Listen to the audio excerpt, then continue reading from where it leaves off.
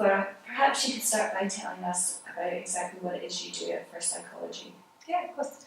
I am a counselling psychologist, and I work with a mixture of adults and children and families, and I run therapy sessions, so assessment and then treatment. Excellent. And how long have you been a counselling psychologist? I qualified 11 years ago, so yes, longer than I care to admit. And how long have you been with First Psychology? 10 years. 10 years. Yeah, exactly. So yes, I pretty much started my career. Great. And when did you first decide this was the career that you wanted, and how did you first become interested in being a counselling psychologist? If only it had been that simple. After I'd done my first degree, I went to work writing financial reports. Quite different. Quite lots of stats. Which is a big part of psychology. Yes. And I'd always done a lot of voluntary work with children and young people. And so I was doing, being a youth worker 1 night a week while I was doing that, and I just really wanted to change. So I decided to go back and study psychology, either with the idea of becoming a teacher, teaching psychology, or maybe going on to be a psychologist. And actually pretty quickly I really was drawn to clinical work. So while I was converting my degree to psychology, I trained as a volunteer counsellor for Childline. So and that's really where I got the bug. And so then I took it from there. And did you find it a difficult job to get into? What kind of experience was required for your role now?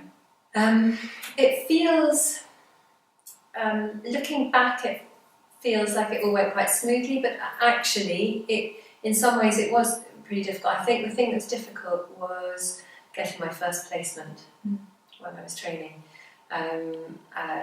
So counselling psychologists usually have to find their own placements. They don't get placed in the NHS automatically like clinical psychologists do. And that was tricky. But I think because I'd always had quite a strong background in working with children, I went into that route, and then so getting my first adult placement was really hard.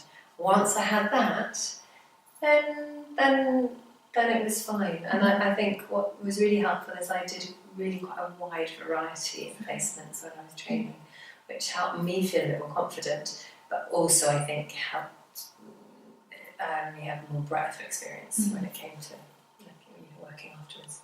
Absolutely. And how many clients do you see in a typical week? Is there such a thing? I see probably between 10 and 12, probably 12 on average, sometimes a few more, sometimes a few less. And what do you think you found most rewarding about being a counselling psychologist? Oh, now where do I start? Without doubt, the relationships that you make with clients and colleagues. Yes, I find that deeply enriching, hugely challenging. It is such a privilege, really, to work with people at that intensity and who trust you that much. So I really, really enjoy that. I also enjoy the challenge, and so it's quite certainly not boring. So in terms of everybody, it's such an obvious thing to say, but everyone's very different. So you're never doing the same thing. And I really enjoy trying to understand people. I really enjoy that and piece together what's going on. So I would say that's a hugely important part. And it's very two-way. I think that's something people don't always understand. It can, people looking from the outside can feel like the psychologist helps the patient. My experience has been that it's quite a two-way process. You're in it together. And you mentioned previously it can be quite challenging. What do you think you find most challenging, and what difficulties have you faced along the way?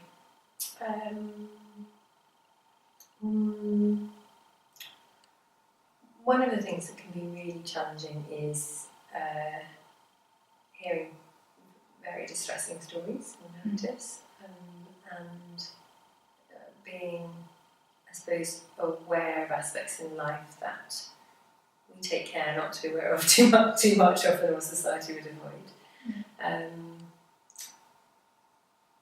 So yeah, if I don't find that's fine.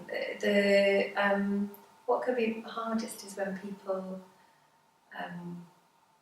don't want to let you in, or don't feel like you can help, or don't feel like anybody can help. And that can be, it's very sad sometimes to work with that. And I suppose another aspect of what can be challenging is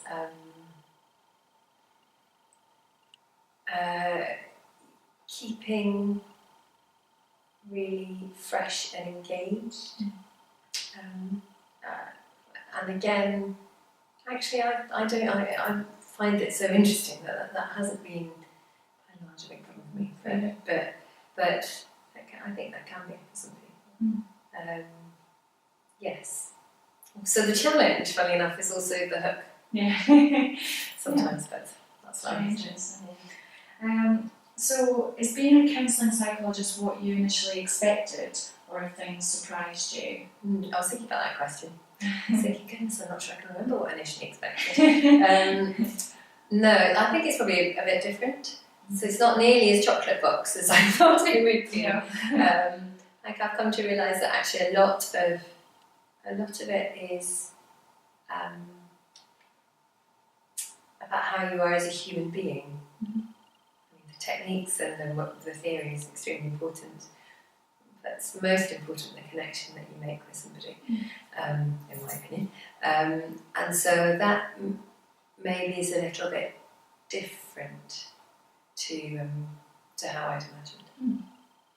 And do you have any areas of expertise or specific interests? Yes. I work a lot with anxiety in various different forms, and grief.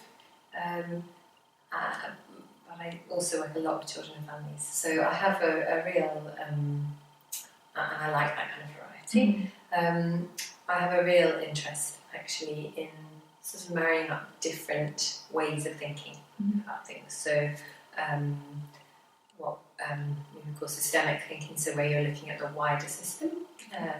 So obviously you start working with families, but individuals too, and the dynamics within that system. So who's doing what, why, when, where, and how that's all affecting each other and what the outcome is.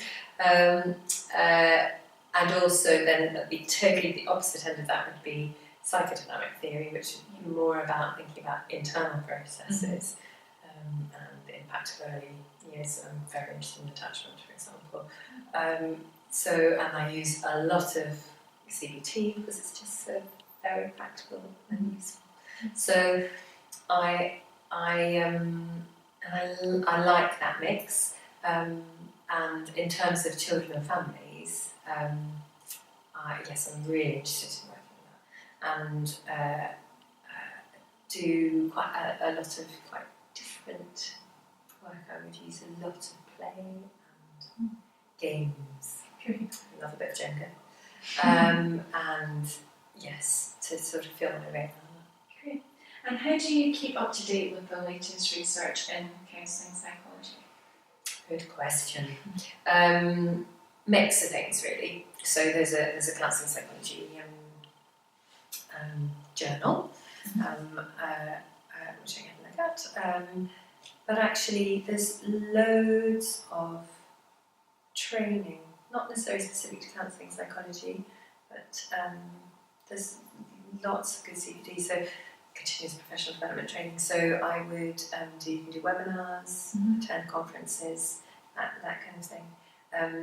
But to be honest, the best thing I find is peer-to-peer stuff. So colleagues, and one of the great things about working here is that although we work independently, we are part of a much wider group. Yeah. So, for example, we set up peer supervision for children and family, not for children and families, but practitioners that work with children and families. Yeah. And that's just a great way of not only using each other as a resource, but to keep up to date, but also being aware of what else is going on, so somebody else will bring that. And I really value that. Finally, supervision. So I have 2 different supervisors actually that I would see really very regularly and rely on them to point me in the right direction. Okay. And are there any other areas of psychology you'd like to explore in the future? Oh goodness.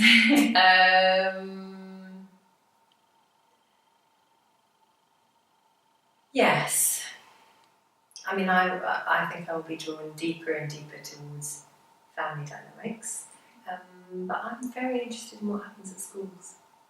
So I wonder if, because that has such a big impact on people subsequently.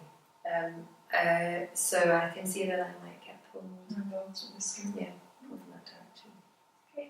And do you have any helpful tips or advice for students like myself who are interested in your line of work? Yes, get out there and do it. Volunteer.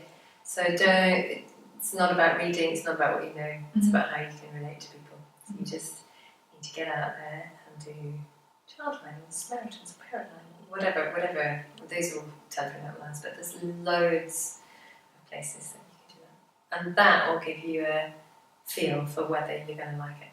And also, of course, give you experience. Okay. Well, that's everything. Thank you so much for speaking to me today. It's been very interesting to hear about your journey. I'm sure other people find it very interesting as well. Well, thank you.